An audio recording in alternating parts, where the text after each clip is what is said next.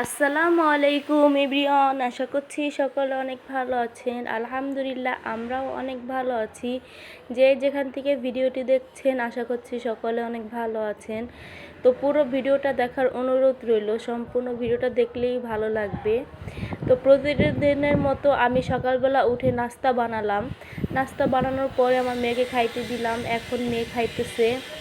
মেয়ে এইভাবেই খেতে পছন্দ করে। এখন অনেকে ভাবতে পারেন প্রতিদিন একভাবে এলো খায়।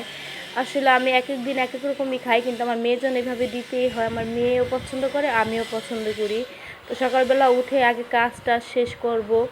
সকালবেলা উঠে আগে ঘর ঝাড়ু দিলাম, তারপরে বিছনা টাছনা গুছিয়ে এখন থাল বাসন ধুতে আসলাম। তারপরে ছেলের কাজগুলো করতে হবে। সব জিনিস সামলিয়ে আসলে আমার অনেক কষ্ট হয়ে যায়, যেহেতু আমার দুটোটা সন্তানই অনেক ছোট। একজনের হচ্ছে 2 বছর, আরেকজনের হচ্ছে যে 4 মাসে পড়লো। তো সবাই ওদের জন্য দোয়া করবেন। আসলে আমি কখনো বুঝতেই পারি না দুইটা সন্তান আমার মানে এইভাবে আমার বড় করতে হবে। দুইটা চোখের দিকে তাকালে আমি মানে কি বলবো, আমার এত পরিমাণ খারাপ লাগে সেটা বলার মতো না। কারণ হচ্ছে আমার ছেলেকে যখন আমি কুলে নিই, তখন আমার মেয়ে আমার দিকে এমনভাবে তাকিয়ে থাকে, মানে চোখ দুটো যে আমাকে কি বলতে চায় আমি বুঝতেই পারি না। মানে এত কষ্ট লাগে যে সময় ওই আমার কাছে থাকবে, আমার বুকে থাকবে, তা না থেকে এখন আমার ছেলেকে নিয়ে আমার এরকম করতে হয়। আমার মেয়ে অনেক চুপচাপ, তার জন্য আমার এতটা কষ্ট হয়ও না। তো কিচ্ছু করার নাই। আল্লাহ পাক সবাইকে যে হালে রাখছে সেইভাবে সন্তুষ্ট প্রকাশ করতে হবে। তো আল্লাহ দুইটা সন্তান আবার বড় হয়ে গেলে হয়তো আমার কষ্ট কমে যাবে। সবাই আমাদের জন্য দোয়া করবেন। তো এইভাবে সকালবেলা আমি কাজটা শেষ করে তারপরে হচ্ছে রান্নার প্রস্তুতি নিব। আজকে বাবুর বাবা হঠাৎ করে বলছে আজকে রাত্রে খিচুড়ি রান্না করবা, আর সেই খিচুড়িটা পছন্দ করে। তারপরে আমি ভাবলাম যে খিচুড়ির সাথে যদি ভর্তা টর্তা না হয় তাহলে কি ভালো লাগে। তো আর এদিক দিয়ে আমার ছেলেটাও আজকে অনেক জ্বালাচ্ছিল, এদিক দিয়ে আমি কিছু করতেও পারতেছিলাম না।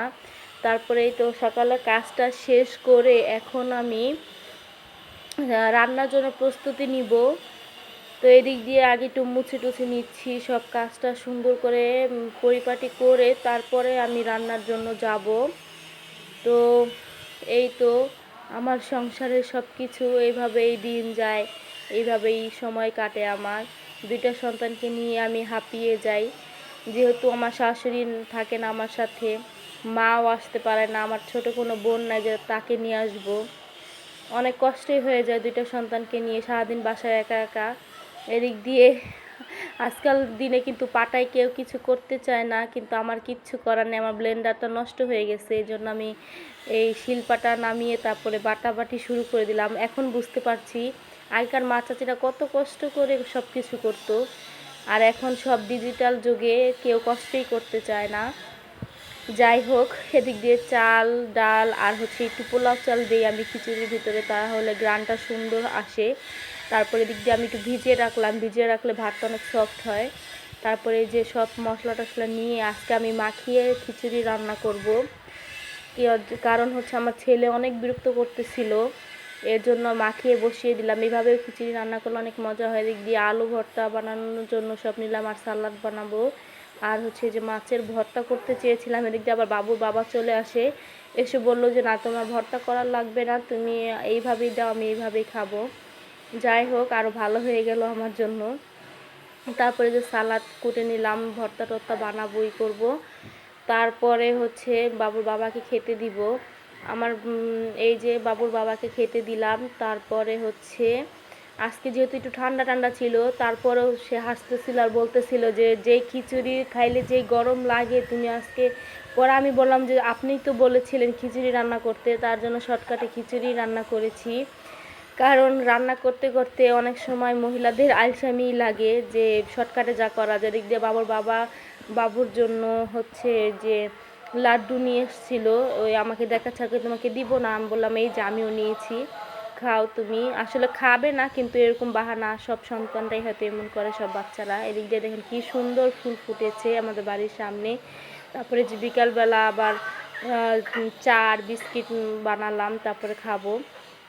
এদিক দিয়ে যে মাছ ভেজেছিলাম সেই ভিডিওটা চলে আসছে, আমি বুঝতে পারি নাই।